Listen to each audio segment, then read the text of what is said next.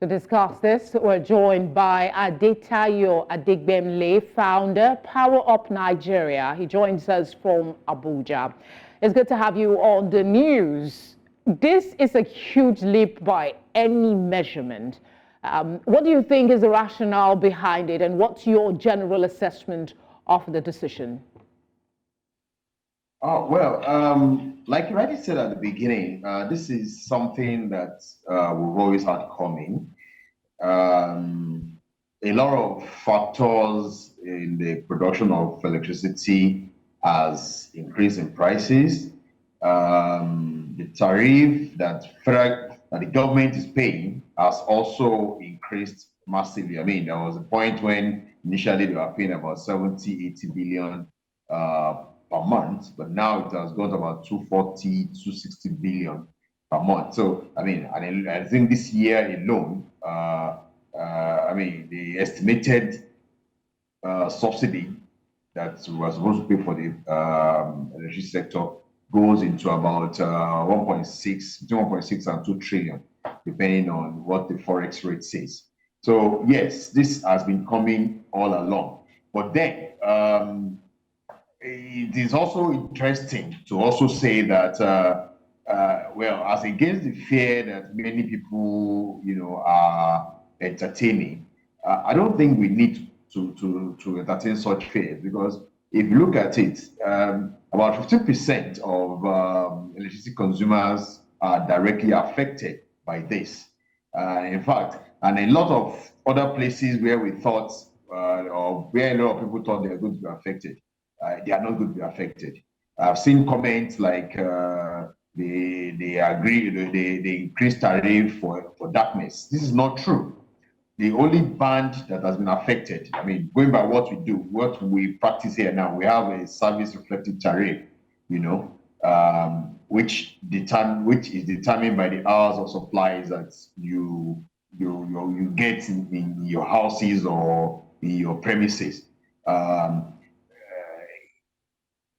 Is what we are using. So basically what we are saying is, if you are in that bracket that enjoys the best of service, electricity delivery, a minimum of 20 hours per day, you get to pay more. Okay. I mean, what we have done is to remove a lot of the tariff, or subsidy on it. So I think to be any less than 18% now, so you get to pay about 225. And this also cut across both MDs and non-MDs. So once you are band A and it's confirmed that you're in that band A, you get to pay that 225. So, and if you look at it, the total population that is affected is barely 15%. Yes, those figures are, they were quite clear when they spelled it out. But then again, this is Nigeria. There is concern in many quarters. I'm already seeing social media videos of people ranting about the increase. How much should we place stock on the assurance that the review will not affect other customers on other bands? Well, for now, it is clear. The this tariff order that's released, it's called Supplementary Tariff Order for April 2024, clearly states that the only band affected by the tariff review are those in band A's. So if you are receiving less than 20 hours per day, you don't have anything to fear. You are not affected. It is the quality of service that those in band A's are receiving that determines the cost of electricity that they pay. Meanwhile, let me also say this: the amount of work that has gone into this tariff review. A lot of people have been, questioning it, but we need to first of all sit down and look at the details of the letters that we are speaking to. We don't need, a lot of people that are complaining are not even getting anything after all. So why are we not allowing a near cost recovery, right? So that we can start demanding for that quality of service across board. Okay. If you listen to the comment by the vice chairman of the Nigerian Electricity Regulatory Commission, you will notice he spoke to the use of technology in determining who are eligible to pay this amount at this particular point in time.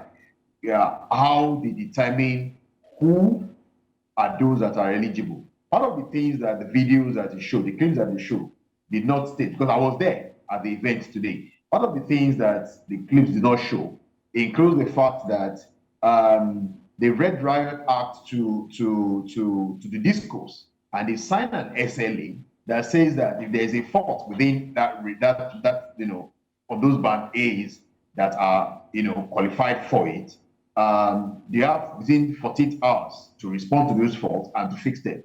And that if you do not receive your 20 hours minimum power supply for 7 days consecutively, that feeder is automatically downgraded to band B. So that means you pay the tariff that present band Bs are paying. And don't forget that those present band Bs too, they fixed those tariff, the tariff that they are paying at the moment, it was fixed in December 2022. So you can imagine, what it means is that if your service level is not maintained for 7 consecutive days at the minimum, your tariff is automatically reverted to, I think, about 48 naira thereabouts, which is band B in the last this thing. Adetayo, I'm really sorry to interject, but that's the most time we can take on this conversation. But you did provide some insight, and I'm sure allayed some concerns. Thank you very much. You're welcome.